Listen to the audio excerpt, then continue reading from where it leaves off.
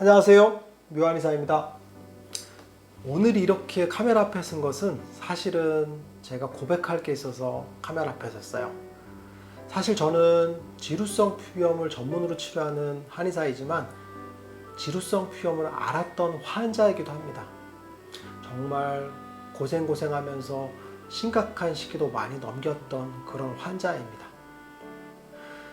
생각해보면 지루성 피부염을 앓았던 건 어린 시절인 것 같아요. 어린 시절에 초등학교 기억에 머리에 비듬이 덕지덕지 많았던 비듬투성이 아이였어요. 그러면서 맨날 머리를 긁고 다니고 하면서 선생님한테 꾸지람도 받았죠. 너 샴푸를 안 하니? 너 머리가 왜 이렇게 지저분하니? 라고 해서 혼이 많이 났죠. 사실 선생님들도 피부염이라는 걸 잘 몰랐죠. 어린 시절에 아토피나 지루성 피부염에 대한 무지가 되게 많았거든요. 그래서 청결하지 못한 아이로 혼났던 것 같아요. 그러고 지나가면서 이제 대학 시절을 거쳐서 한의사가 됐죠. 그리고 개원을 했어요.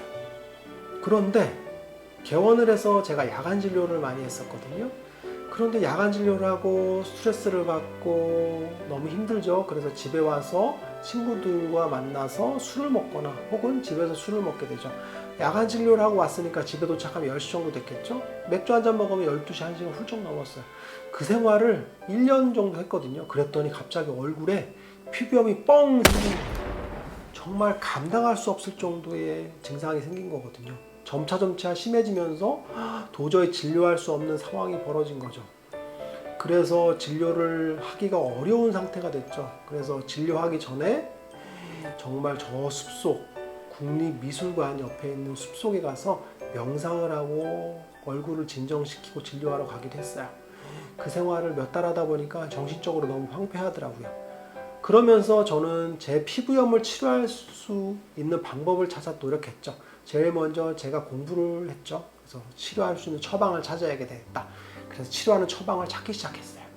연구를 많이 했죠. 그래서 처방을 했는데 썩 그렇게 만족할 만한 성과가 없었어요. 그리고 자기 몸을 치료한다는 게 쉽지 않거든요. 그래서 선배를 찾아가서 혹은 교수님을 찾아가서 치료를 의뢰했는데 치료 결과가 썩 좋진 않았어요. 왜 그러냐면 지루성 피부염에 대한 이해가 별로 없었던 경우가 많았고, 그리고 치료해본 경험이 부족했던 게 사실이었거든요. 그래서 치료가 잘 되지 않았어요. 그래서 한약 처방으로 치료한다는 그런 생각보다 이제 다른 쪽을 찾기 시작했어요. 그래서 발한요법 같은 걸 하기 시작했죠.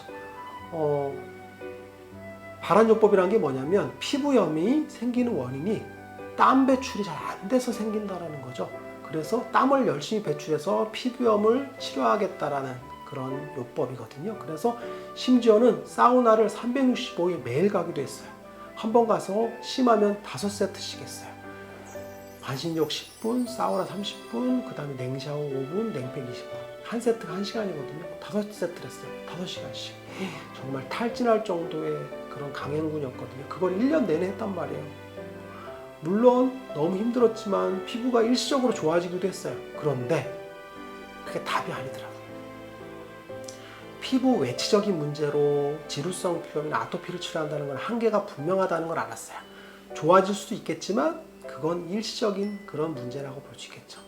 그러다가 깨달았어요. 피부염은 단순하게 피부 자체의 문제만 치료하는 게 아니라 한약을 통해서 몸을 치료해주고, 그 다음에 외부적인 정신적인 문제들, 음식적인 문제들, 생활 습관 이런 것들을 종합적으로 다 관리를 해주고, 그리고 외치적인 문제들까지도 관리를 해줘야 되겠다라는 종합적인 치료가 필요하다는 걸 깨달았어요. 그래서 처방을 새롭게 개발을 하고, 그리고 생활 관리 같은 것들, 정신적인 문제들, 스트레스 관리, 명상 같은 것들, 수면에 대한 부분들, 수면 시간을 일정하게 해야 된다는 그런 부분들, 너무 늦게까지 있지 않고 정상적인 수면 패턴을 가져야 된다는 부분들, 그리고 더운 환경을 피하고 땀을 배출하는 것들을 좀 줄이면서 피부 염증을 줄여드는 관리들, 그리고 염색이나 이런 것들, 그리고 화장품의 사용들, 과도한 보습제를 적게 써서 피부가 정상적인 기능으로 회복하게 하는 그런 과정들을 거쳐야 되겠다는 걸 깨달았어요. 그러고 나니까 피부가 정말 급속도로 깨끗해지는 거예요. 물론 그간의 연구를 통해서 지루성 피부염을 치료할 수 있는 처방을 찾긴 했어요. 키포인트를 찾았거든요. 그게 바로 열대사장이거든요. 그래서 피부염을 치료할 수 있는 키포인트를 찾은 건 맞아요. 그래서 피부염이 깨끗하게 되니까 한 달, 두 달, 세 달, 네 달, 그렇게 1년 정도를 아무 증상이 없었어요. 그렇게 1년이 지나고 2년이 지나고 하니까 정상적인 피부의 기능 회복을 하는 시간이 점점 길어지는 거죠. 때로는 가려울 수도 있겠어요. 그런데 피부 관리를 한 2, 3일 정도 해주면 피부가 정상적인 상태로 바로 회복을 하는 거예요. 즉 뭐냐면 피부가 완치되는 훈련을 거친 거예요. 그래서 정상적인 상태로 갈 수 있다는 그런 걸 알게 된 거죠. 피부는 스스로 치료하는 거예요. 그리고 스스로 치료되고 재발 없이 관리가 될 수 있다는 거죠. 피부염이 치료가 불가능하다 혹은 난치병이다, 불치병이다 라고 생각하지 마세요. 피부염은 완치가 가능해요. 단지 방법을 모를 뿐인데 그 방법을 찾게 되면 피부는 완치가 가능해요.